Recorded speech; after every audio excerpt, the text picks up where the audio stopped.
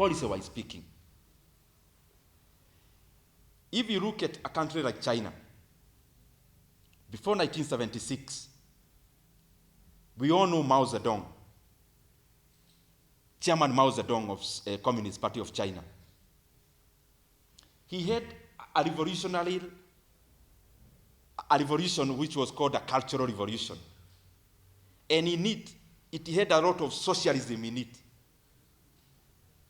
Because you could go to the farm, till the land, but you're actually not the owner of the harvest. You're only the owner of the proportion of the harvest. That policy led to over 12 million Chinese dying out of poverty. I am talking about policy. That was a policy. By the way, policies are synonymous with leadership. So when I'm talking about policy, and I'm talking about a human being who was leading, dispensations of a human being leading is actually a dispensation of policy. So Mao Zedong, out of his policies, and he was very popular for unification of China, but the economic side of it is that Chinese people died out of famine, out of hunger. 1978, we have a new president in China, Deng Xiaoping.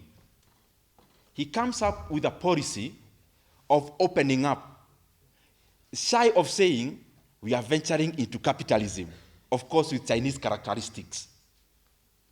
Out of that policy, 400 million Chinese were lifted out of poverty. Now, if we now reflect on the name socio, in terms of the definition, Mao Zedong appears to be more socialist, communal. But in terms of output, Deng Xiaoping was the most socio, having lifted 400 million Chinese out of poverty. And therefore, we have to always reflect on, when we talk about policies, we don't strictly ground ourselves on the definition. We ground ourselves on the output.